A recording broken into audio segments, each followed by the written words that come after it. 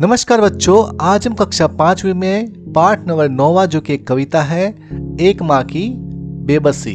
तो इस कविता को हम लोग पढ़ेंगे और इसमें माँ का प्रेम क्या होता है वो हम लोग जानेंगे। तो सबसे पहले मैं आपको माँ का प्रेम के बारे में बताना चाहूँगा। मतलब माँ का जो प्रेम होता है वो आपको कहीं नहीं मिल सकता है। आपने बच्चों मगरमच्छ को देखा होगा, जब वो अंडे देता है, जब अंडे में से उनके बच्चे बाहर आते हैं तो मतलब मगरमच्छ कितना खतरनाक होता है, लेकिन फिर भी वो अपने बच्चों को अपने मुंह में दबाकर उनको पानी में लेकर जाता है और उनको पानी में तैरना सिखाता है। तो मतलब माँ का एक बच्चे के प्रति जो प्रेम होता है उसकी तो मतलब हम लोग कल्पना ही नहीं कर सकते। मतलब उस प्रेम की तुलना हम किसी के साथ भी नहीं कर सकते। तो हम लोग अभी इस कविता को शुरू करते हैं। भाई, इस कविता को पढ़ते समय आंखों के सामने कई चित्र बनते हैं।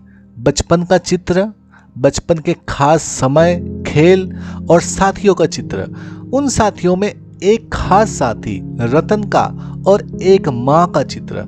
इसे पढ़ो और महसूस करो। कविता धीरे धीरे पढ़ने की चीज है, उसे मन में उतरने में काफ़ी समय लगता है। मतलब कविता होती है वो धीरे धीरे पढ़ने की चीज़ है, उसको अपने मन में, अपने जहन में उतरने में काफ़ी वो समय लेती है। कभी कभी तो बरसों बाद हम बचपन की पढ़ी कविता पढ़ते हैं तो लगता है पहली बार पढ़ा है इसे। कविता पढ़ने के बाद मन के किसी कोने में घर बना लेती है, किसी मौके पर वह उभर आती है। मतलब कविता होती है, उसको पढ़ने के बाद वो कविता है वो हमारे दिल में कहीं ना कहीं वो जगह बना लेती है और वो कोई ना कोई मौके पर वो बाहर निकल जाती है। आपके बचपन में आपके साथ जो जो घटनाएं हुई वो आपको अच्छी तरह से याद है। अब यहाँ पर देखते हैं, कविता, कहानी सबके साथ यह होता है, इसलिए हमें इससे चिंतित होने की जरूरत नहीं कि कविता एक बार में पूरी तरह समझ में आ रही है या नहीं। अगर उससे सिर्फ एक चित्र ही उभरता है तो भी कविता कामयाब है। मतलब पूरी कविता हमें समझ में आए ये मतलब नहीं है, लेकिन उस कविता से हमारे दिमाग में एक भी चित्र अगर उभरता है तो कविता कामयाब है। तो मतलब कविता को पूरी तरह से समझना ऐसा कोई ज़रूरी नहीं है, लेकिन उससे कोई एक चित्र हमारे दिमाग में आ जाए तो कविता सफल है। न जाने किस अदृश्य पड़ोस से निकल कर आता था वह खेलने हमारे साथ। मतलब कोई अदृश्य पड़ोस से, मतलब हमारे पड़ोस से कोई एक बच्चा हमारे साथ खेलने के लिए आता था। मुझे थोड़ा थोड़ा तो याद है। रतन उसका नाम था, रतन, जो बोल नहीं सकता था। एक रतन नाम का लड़का आता था लेकिन वो बोल नहीं सकता था।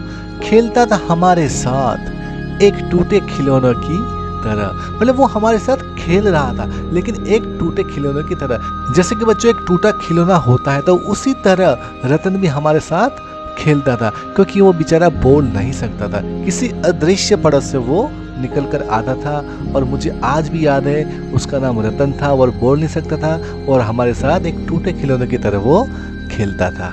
देखने में हम बच्चों की ही तरह था, वह भी एक बच्चा। मतलब देखने में तो वो हमारी तरह एक बच्चा ही था, लेकिन हम बच्चों के लिए अजूबा था। लेकिन हम बच्चों के लिए वो अजूबा था क्योंकि हमसे वो भिन्न था, क्योंकि वो हमसे थोड़ा सा अलग था। मतलब हम जैसे थे वैसा वो नहीं था, इसलिए वो हमारे लिए थोड़ा सा भिन्न, हमारे लिए वो अजूबा था। थोड़ा घबराते भी थे हम उससे, थोड़ा घबराते भी थे हम उससे, क्योंकि समझ नहीं पाते थे उसकी घबराहटों को। मतलब हम क्या है कि वो बच्चा हमारे साथ खेलने के लिए आता था लेकिन हम उसकी बात को समझ नहीं पाते थे, इसलिए हमको थोड़ा सा डर महसूस होता था। इसलिए वो हमारे लिए एक अजूबा था, क्योंकि भाई हम उसकी घबराहटों को समझ नहीं पाते थे। न इशारों में कहीं उसकी बातों को, न उसकी भयभीत आंखों में हर समय दिखती उसके अंदर की छटपटाहटों को। जितनी देर वह रहता पास बैठी उसकी माँ निहारती रहती उसका खेलना। अब यहाँ पर देखिए बच्चों, न इशारों में कहीं उसकी बातों को, न उसकी भयभीत आंखों में। मतलब इशारों में वो हमसे बात करता था, न उसकी भयभीत आंखों में हर समय दिखती उसके अंदर की छटपटाहटों को। मतलब उसके अंदर की छटपटाहट, क्योंकि वो हमसे बात नहीं कर सकता था इसलिए वो हमको इशारों में समझाता था। जब वो बच्चा हमारे साथ खेलता था, हमसे इशारों में वो समझाता था, तो उस समय उसके पास उसकी माँ बैठी थी और माँ उसको निहारती रहती है। माँ मतलब एक ऐसा कैरेक्टर है कि जो अपने बच्चों को निहारता है, मतलब अपने बच्चों को देख रही कि अरे देखो मेरा बच्चा वो कैसे बात कर रहा है, वो बोल नहीं सकता, उसको पता है उसकी उसकी माँ को पता है कि उसका बच्चा बोल नहीं सकता, लेकिन फिर भी जब उसका बच्चा इशारों से दूसरे बच्चों के साथ बात कर रहा होता है तो उसको वो निहार रही होती है और उसको उसी में ही खुशी मिलती है। वो बहुत खुश होती है कि अरे वाह, देखो मेरा बच्चा कैसा उन बच्चों के साथ में बातें कर रहा है। तो पास बैठी उसकी माँ निहारती रहती उसका खेलना। वाह, कितना प्रेम छलक रहा है, मतलब एक माँ का एक अपने बेटे के प्रति कितना प्रेम यहाँ पर छलक रहा है, वो आपको यहाँ पर देखने को मिल जाएगा। कविता को आपको एकदम धीरे धीरे पढ़ना है और उसका जो अर्थ है आपको धीरे से समझना है। इसकी जो छाप है वो आपके दिल के अंदर रह जाएगी। अब जैसे जैसे कुछ बेहतर समझने लगा हूँ, उनकी भाषा जो बोल नहीं पाते हैं, याद आती रतन से अधिक उसकी माँ की आंखों में झलकती उसकी बेबसी। तो अब यहाँ पर देखो, ये जो कवि है वो ये कहने लगा है कि जब मैं पहले छोटा था तब मुझे इशारों की भाषा समझ में नहीं आती, मतलब जो बच्चे गूंगे होते हैं उनकी भाषा मुझे समझ में नहीं आती है। लेकिन अब जैसे जैसे कुछ बेहतर समझने लगा हो, क्योंकि अभी जो कवि है वो बड़े हो चुके हैं और उनको कुछ बेहतर समझने लगा हूँ। उनकी भाषा, जो लोग बोल नहीं पाते हैं उनकी भाषा को मैं अभी बेहतर समझने लगा हूँ पहले के मुकाबले। जब भी कवि किसी ऐसे व्यक्ति से बात करता है कि जो बोल नहीं सकता है, तो उनको रतन से अधिक, मतलब जो उनका बचपन का दोस्त रतन था उससे अधिक उसकी माँ की आंखों में झलकती उसकी बेबसी उनको याद आती है। तो यहाँ पर कवि कहना यह चाहता है कि मतलब बचपन में रतन जो उसका दोस्त था वो उसको याद नहीं आता है, उससे ज़्यादा उसकी माँ की जो उसकी आंखों में झलकती हुई उसकी बेबसी, मतलब लाचारी उनको याद आ रही है। तो यहाँ पर कवि जब भी किसी ऐसे व्यक्ति से बात करते हैं तो उनको रतन से ज़्यादा उसकी माँ की जो आंखों में छलकती हुई लाचारी उनको दिख रही है। इस कविता के कवि है राजेश जोशी। तो बच्चों, मैं आशा करता हूँ कि आपको ये कविता बहुत ही अच्छी लगी होगी। हाँ तो बच्चों, अभी हम इस कविता की एक्सरसाइज को सॉल्व करेंगे। प्रश्न पहला है, यह बच्चा कवि के पड़ोस में रहता था, फिर भी कविता अदृश्य पड़ोस से शुरू होती है। इसके कई अर्थ हो सकते हैं, जैसे कि क, कवि को मालूम नहीं था कि वह बच्चा ठीक ठीक किस घर में रहता था। ख, पड़ोस में रहने वाले के बाकी बच्चे एक दूसरे से बात करते थे पर यह बच्चा बोल नहीं पाता था, इसलिए पड़ोसी होने के बावजूद वह दूसरे बच्चों के लिए अनजाना था। इन दो में से कौन सा अर्थ तुम्हें ज्यादा सही लगता है? क्या कोई और अर्थ भी हो सकता है? उत्तर, रतन नामक गूंगा बच्चा कवि के पड़ोस में रहता था, फिर भी कविता अदृश्य पड़ोस से शुरू होती है क्योंकि पड़ोस में रहने वाले बाकी बच्चे एक दूसरे से बात करते थे पर वह बच्चा बोल नहीं सकता था, इसलिए पड़ोसी होने के बावजूद वह दूसरे बच्चों के लिए अनजान था। इसका दूसरा अर्थ यह भी हो सकता है कि कवि ने उस बच्चे को पहली बार देखा हो जब वह खेलने आया, तो मतलब ये भी हो सकता है। प्रश्न दूसरा, अंदर की छटपटाहट उसकी आंखों में किस रूप में प्रकट होती थी? क है चमक के रूप में, ख है डर के रूप में, ग है जल्दी घर लौटने की इच्छा के रूप में। तो भाई इसका उत्तर है जल्दी घर लौटने के रूप में। तो भाई अंदर की जो छटपटाहट है तो वो जल्दी घर लौटने के रूप में प्रकट होती थी। प्रश्न तीसरा, नीचे लिखी भावनाएं कब या कहाँ महसूस होती है?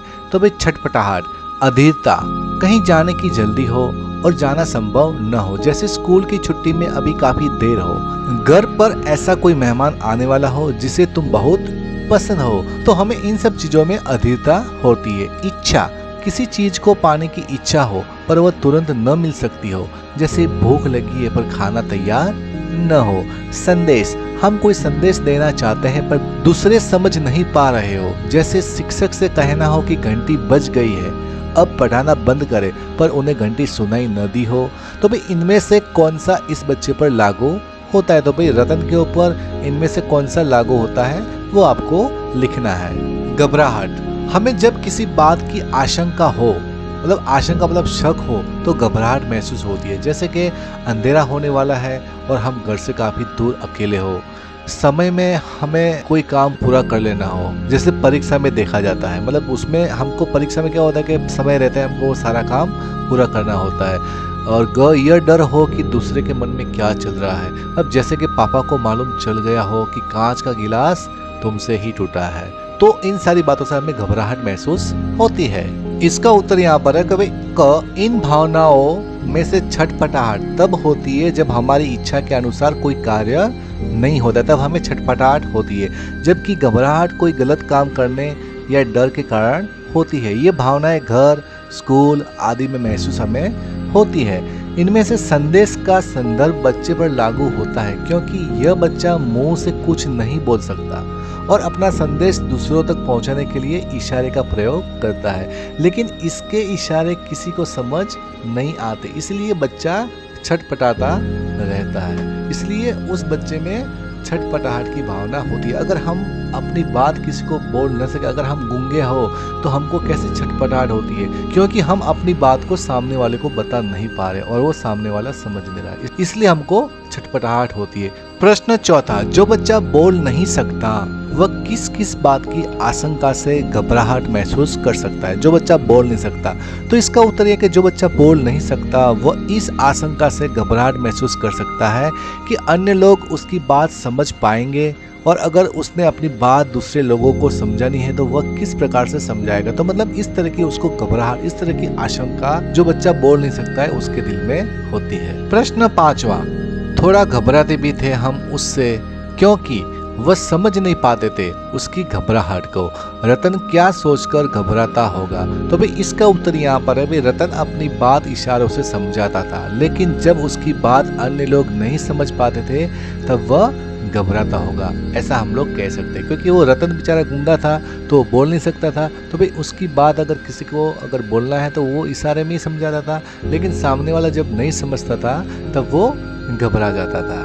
अपने दोस्तों से पूछकर पता करो कौन क्या सोचकर और किस काम को करने में घबराता है। कारण भी आपको पता करना है, जैसे कि भाई दोस्त सहेली का नाम आपको यहाँ पर लिखना है, भाई किस बात से वो घबराता है वो भी लिखना है, और घबराने का कारण क्या है वो भी आपको यहाँ पर लिखना है। तो चलो भाई उसका उत्तर हम लोग देखते हैं। तो यहाँ पर उत्तर देखिए, भाई दोस्त विनीत है, तो भाई विनीत को किस बात से डर लगता है? अंधेरे से, और उसका घबराने का कारण क्या है कि भाई कहीं अंधेरे में कोई आ ना जाए। प्रिय है वो बीमारी से, बहुत सी दवाइयाँ खानी पड़ेगी, भाई बीमारी में उसको घबराने का कारण है कि भाई उसको दवाइयाँ खानी पड़ेगी। रजत है वो ऊंचाई से, कहीं वो गिर न जाए इसलिए वो डर रहा है। अविनाश पानी से, कहीं वो डूब न जाए। अक्षित क्या बोलता है? आग से, कहीं में जल न जाओ। तो मतलब सबका जो घबराने का कारण यहाँ पर दिया गया है कि मतलब सबको किसी न किसी चीज से डर लगता है और उसका कारण भी यहाँ पर दिया गया है। तो बच्चों आपको किस चीज से डर लगता है और उसका कारण भी आप लोग लिख सकते हैं। भाषा के रंग, कवि ने इस बच्चे को टूटे खिलौनों की तरफ बताया है। जब कोई खिलौना टूट जाता है तो वह उस तरह से काम नहीं कर पाता जिस तरह से पहले करता था। संदर्भ के अनुसार खाली स्थान आपको भरने। तो यहाँ पर खिलौना है, टूटने का कारण है और इसका नतीजा मतलब उसका रिजल्ट क्या है तो वो आपको लिखना है। तो चलो बच्चों हम लोग इसका उत्तर देखते हैं। उत्तर भाई खिलौना, तो भाई लूडो। गत्ता गीला हो जाने पर, मतलब टूटने का कारण क्या है उसका? गत्ता गीला हो जाने पर। तो भाई इसका नतीजा क्या है? भाई खेल नहीं सकते। गाड़ी, तो भाई पहिया निकल जाने पर अब चल नहीं पाती है। गुड़िया है वो सीटी निकल जाने पर बज नहीं पाती है। गेंद है वो पिचक जाने पर उछल नहीं पाती है। जोकर है वो चाबी निकल जाने पर चल नहीं पाता है। तो मतलब यहाँ पर आप देख सकते हैं भाई टूटने का कारण क्या है और उसका नतीजा क्या क्या हो सकता है वो आप यहाँ पर देख सकते हैं। तो मतलब उस बच्चे को एक टूटे खिलौने की तरह इसलिए कहा गया है कि क्योंकि वो बच्चा दूसरे बच्चों की तरह बोल नहीं सकता है, इसलिए भाई इसका नतीजा ये है कि भाई वो अपनी बात को किसी के साथ शेयर नहीं कर सकता है, इसलिए उसको एक टूटे खिलौने की तरह बोला गया है। प्रश्न 7वां, बेबस शब्द बे और वश को जोड़कर बना है। यहाँ बे का अर्थ बिना है। नीचे दिए गए शब्दों में यही बे छिपा है। इस सूची में तुम और कितने शब्द जोड़ सकती या जोड़ सकते हो तो आपको जोड़ना है। तो यहाँ पर देखिए बेजान, ठीक है। बे का मतलब आपने पहले देखा बिना, बेसहारा, बेचैन, बेहिसाब। तो यहाँ पर मैंने कुछ और भी शब्द बना है जैसे कि बेईमान, बेखौफ, बेकार, बेघर, बेनाम और बेचारा। देखने के तरीके। प्रश्न 8वां, इस कविता में देखने से संबंधित कई शब्द आए हैं। ऐसे 6 शब्द छांटकर आपको लिखना है। मतलब देखने के संदर्भ में कौन कौन से शब्द है, तो यहाँ पर देखिए अदृश्य, देखना, इशारे, आंखें, निहारती और झलकती। ये सारे जो शब्द है वो देखने से संबंधित है, जो कि हमने इस कविता में से यहाँ पर आपके लिए लिखे हैं। तो बच्चों इनको आपको याद रखना है। प्रश्न 9वां, माँ की आंखों में झलकती उसकी बेबसी। आंखें बहुत कुछ कहती है, वह तरह तरह के भाव लिए होती है। नीचे ऐसी कुछ आंखों का वर्णन है, इसमें कौन सी नजरें तुम पहचानते हो? तो पहली है सहमी नजरें, प्यार भरी नजरें, क्रोध भरी आंखें, उनिंदी आंखें, शरारती आंखें, डरावनी आंखें। तो भाई इसका उत्तर यह है कि भाई हम इन सभी नजरों को पहचानते हैं, जैसे सहमी नजरें, प्यार भरी नजरें, क्रोध भरी आंखें, उनिंदी आंखें, शरारती आंखें और डरावनी आंखें। तो बच्चों आप कौन सी नजरों को पहचानते हो? प्रश्न 10वां, नीचे आंखों से जुड़े कुछ मुहावरे दिए गए हैं, तुम इनका प्रयोग किन संदर्भों में करोगे? तो भाई आंख दिखाना, नजर चुराना, आंख का तारा, नजरें फेर लेना, आंखों पर पर्दा पड़ना। तो चलो इसका उत्तर देखते हैं। इसका उत्तर यहाँ पर देखिए, यहाँ पर मुहावरा है और यहाँ पर उसका वाक्य में प्रयोग दिया गया है। तो सबसे पहला है आंख दिखाना, तो उसका वाक्य प्रयोग है मुझे आंखें मत दिखाओ। नजर चुराना, तो गलती करोगे तो नजरें चुरानी पड़ेगी। आंख का तारा, क्षितिज अपने माँ बाप की आंख का तारा है। नजरें फेर लेना, इसका होता है वाक्य प्रयोग अपना काम निकलते ही तुम मुझसे नजरें फेरने लगे हो। आंखों पर पर्दा पड़ना, पुलिस गलत काम देख फिर भी आंख पर पर्दा डाले बैठी है। तो यहाँ पर आप देख सकते हो, यहाँ पर मुहावरे है और उसका हमने यहाँ पर वाक्य में प्रयोग किया हुआ है। प्रश्न 11वां, रतन की माँ की आंखों में किस तरह की बेबसी झलकती होगी? तो इसका उत्तर यह है कि भाई रतन की माँ की आंखों में अपने बच्चे के न बोलने की बेबसी झलकती होगी। माँ को यह बेबसी उसका बच्चा बोल नहीं पाता था, उस पीड़ा के कारण होती होगी। मतलब दुनिया की कोई भी माँ है, उसके अगर बच्चे को पीड़ा होगी तो उसके अंदर लाचारी तो आएगी। प्रश्न दूसरा है, अपनी माँ के बारे में सोचते हुए नीचे लिखे वाक्यों को आपको पूरा करना। देखिए मेरी माँ बहुत खुश होती है जब, माँ मुझे इसलिए डांटती है क्योंकि, मेरी माँ चाहती है कि मैं, माँ उस समय बहुत बेबस हो जाती है जब, मैं चाहता या मैं चाहती हूँ कि मेरी माँ। तो अब आपको इन वाक्यों को पूरा करना है। तो चलो बच्चों इस वाक्य को हम लोग पूरा करते हैं। इसका उत्तर यह है कि भाई मेरी माँ बहुत खुश होती है जब मैं पढ़ाई करता हूँ। ये तो दुनिया की हर माँ खुश होती है जब उसका बेटा पढ़ाई करता है। मेरी माँ इसलिए डांटती है क्योंकि मैं शरारती हूँ। मेरी माँ चाहती है कि मैं बड़ा होकर डॉक्टर बनूं। माँ उस समय बहुत बेबस हो जाती है जब मैं घर देर से पहुँचता हूँ। मैं चाहती या चाहता हूँ कि मेरी माँ का आशीर्वाद हमेशा मेरे साथ रहे। तो बच्चों यहाँ पर ये कविता पूरी होती है। तो बच्चों मैं आशा करता हूँ कि आपको ये वीडियो बहुत ही पसंद आया होगा। अगर ये आपको ये वीडियो बहुत पसंद आया है तो इस वीडियो को लाइक कीजिए, शेयर कीजिए और कमेंट कीजिए। और इस तरह के एजुकेशनल वीडियो देखने के लिए आप इस चैनल को सब्सक्राइब कर सकते हैं। तो चलो बच्चों मिलते हैं अभी नेक्स्ट वीडियो में, तब तक के लिए जय हिंद, जय भारत।